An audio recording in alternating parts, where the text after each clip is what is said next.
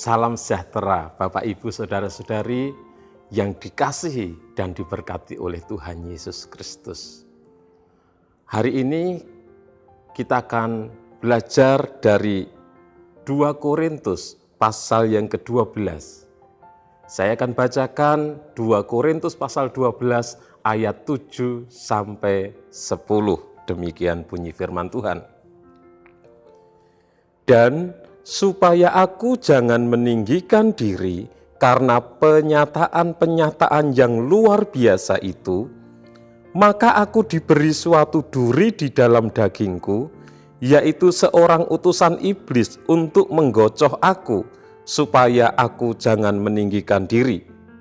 Tentang hal itu aku sudah 3 kali berseru kepada Tuhan, supaya utusan iblis itu mundur daripadaku. Tetapi jawab Tuhan kepadaku, cukuplah kasih karuniaku bagimu, sebab justru dalam kelemahanlah kuasaku menjadi sempurna. Sebab itu terlebih suka aku bermegah atas kelemahanku, supaya kuasa Kristus turun menaungi aku. Karena itu aku senang dan rela di dalam kelemahan, di dalam siksaan, di dalam kesukaran, di dalam penganiayaan, dan kesesakan oleh karena Kristus. Sebab jika aku lemah, maka aku kuat. Puji Tuhan, Bapak Ibu, Saudara-saudari yang diberkati oleh Tuhan. Firman Tuhan hari ini saya beri tema duri dalam daging. Duri dalam daging. Rupanya Rasul Paulus menderita sesuatu di dalam tubuhnya. Ada sesuatu di dalam dirinya yang membuat dia tidak nyaman, yang membuat dia menderita, yang membuat dia tidak enak. Dan hal itu dia sebut sebagai duri di dalam daging. Dan Rasul Paulus sudah 3 kali berdoa kepada Tuhan supaya Tuhan mengangkat duri dalam daging itu, supaya Tuhan menyembuhkannya. Tetapi Tuhan tidak menyembuhkan. Tuhan tidak mengangkat duri yang ada di dalam dagingnya. Tuhan mengizinkan duri itu tetap ada di dalam diri Rasul Paulus. Dan tujuan duri dalam daging menurut Rasul Paulus adalah supaya dia tidak sombong, supaya dia tidak meninggikan dirinya, supaya dia tidak membanggakan hal-hal yang hebat yang Tuhan karuniakan kepadanya. Bapak Ibu Saudara, kita tahu bahwa Paulus adalah rasul yang dipakai Tuhan dengan begitu luar biasa, yang pelayanannya lebih luas daripada rasul-rasul yang lain. Yang dilakukan oleh Paulus, dia juga melakukan banyak mujizat, hal-hal yang ajaib di tengah-tengah pelayanannya. Rasul Paulus pernah membangkitkan orang mati. Rasul Paulus pernah selamat dari gigitan ular berbisa ketika ada di Pulau Malta. Rasul Paulus digigit ular berbisa. Penduduk Malta sudah berpikir Rasul Paulus akan mati. Rasul Paulus akan bengkak, akan menderita dan akan mati. Tetapi Rasul Paulus tidak mengalami apa-apa dengan gigitan ular berbisa.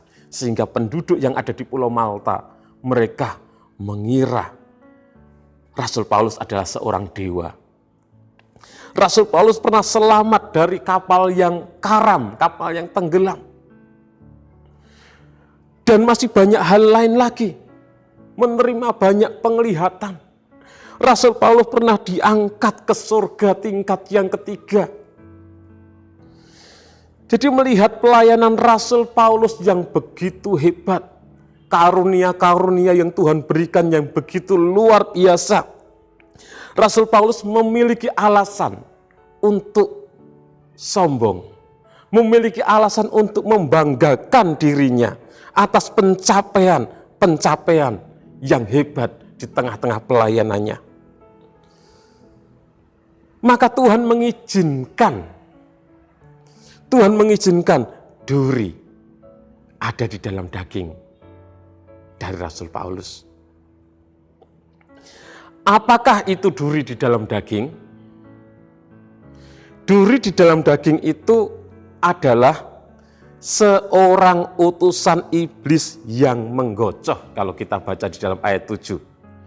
Jadi seorang utusan iblis yang menggocoh Rasul Paulus, yang membuat Rasul Paulus menderita, yang membuat Rasul Paulus tidak nyaman, tidak enak tentunya. Kalau duri di dalam daging itu akan terasa sakit, karena duri itu akan menusuk-nusuk ketika bergerak. Banyak orang bingung dengan kalimat dari Rasul Paulus. Apakah duri dalam daging yang dimaksud oleh Paulus? Tentunya yang dimaksud oleh Rasul Paulus kita tidak tahu. Duri dalam daging merupakan bahasa kiasan yang disampaikan oleh Rasul Paulus. Dengan sesuatu yang dialami, yang membuat dia menderita, yang membuat dia tidak enak, yang membuat dia tidak nyaman. Rasul Paulus mengatakan itu adalah sebuah duri di dalam daging. Ini adalah sebuah bahasa kiasan. Dan tentunya kalimat berikutnya dikatakan bahwa utusan iblis, yaitu utusan iblis yang menggocoh. Utusan iblis ini merupakan bahasa yang memiliki makna literal. Jadi ada utusan iblis. Jadi duri dalam daging, maksud Paulus adalah utusan iblis. Tetapi apakah itu? Kita tidak mengetahui. Karena Rasul Paulus tidak menyatakan dengan jelas. Rasul Paulus tidak menjelaskan apa itu arti duri di dalam daging. Hanya dikatakan seorang utusan iblis yang menggocoh. Kenapa Rasul Paulus tidak menyatakan dengan jelas apa itu duri dalam daging? Karena poin utama yang ingin disampaikan oleh Rasul Paulus bukan soal duri yang ada di dalam daging. Tetapi yang ingin Rasul Paulus kemukakan, yang ingin Rasul Paulus sampaikan, yaitu tentang kasih karunia Tuhan. Kasih karunia Tuhan yang besar, kasih karunia Tuhan yang dahsyat, kasih karunia Tuhan yang hebat, yang Tuhan nyatakan di dalam duri itu. Dan yang paling penting, Paulus menjelaskan bahwa duri dalam dagingnya diperlukan untuk mencegahnya supaya tidak sombong, untuk mencegahnya supaya tidak meninggikan diri atas pencapaian di tengah-tengah pelayanannya, supaya dia tidak membanggakan dirinya. Jadi Paulus membutuhkan duri dalam daging itu untuk mengontrol kehidupannya, untuk mengingatkan dia supaya dia tidak sombong, tidak meninggikan diri, dan supaya dia bergantung penuh kepada Tuhan. Bapak, Ibu, Saudara yang kasih oleh Tuhan, terkadang Tuhan tidak menghilangkan semua kesulitan yang kita alami. Terkadang Tuhan tidak menghilangkan penderitaan yang kita alami. Bahkan ketika kita sudah berdoa, meminta kepada Tuhan supaya mengangkat, menghilangkan penderitaan masalah yang kita hadapi. Seperti yang dialami oleh Rasul Paulus. Sudah berdoa, tetapi Tuhan tetap mengizinkan duri di dalam dagingnya. Bapak Ibu Saudara yang kasih Tuhan, mungkin kita memiliki duri di dalam daging. Mungkin penyakit yang tidak kunjung sembuh, kita sudah berdoa tetapi belum sembuh-sembuh. Mungkin juga masalah yang tidak kunjung selesai, kita sudah berdoa tetapi masalah itu belum selesai-selesai. Mungkin masalah rumah tangga, masalah anak-anak, masalah ekonomi dan lain sebagainya. Dan semua kelemahan tersebut tentunya membuat pergerakan kita terbatas dan terhambat. Karena ada masalah, ada penderitaan, ada kesulitan yang kita hadapi. Seperti yang dialami oleh Rasul Paulus. Tapi biarlah kita menerima itu, menerima semuanya itu sebagai alat Tuhan untuk mengontrol diri kita. Supaya kita bergantung kepada Tuhan, supaya kita bersandar sungguh kepada Tuhan, supaya kita berharap kepada Tuhan, tidak mengandalkan kekuatan kita, tidak mengandalkan kehebatan kita, tapi kita bergantung kepada Tuhan. Pada saat-saat seperti itu, kita harus belajar menerima apapun yang terjadi. Kita harus belajar dengan kerendahan hati. Kita harus ingat bahwa kita lemah dan Tuhanlah yang berkuasa, yang akan bekerja demi kemuliaannya. Jadi kita harus menerima. Rasul Paulus berkata di dalam ayat yang ke-10, karena itu aku senang dan rela. Senang dan rela dalam penderitaan, dalam kelemahan, dalam sakit penyakit dan lain sebagainya. Kita harus menerima segala sesuatu dengan rela.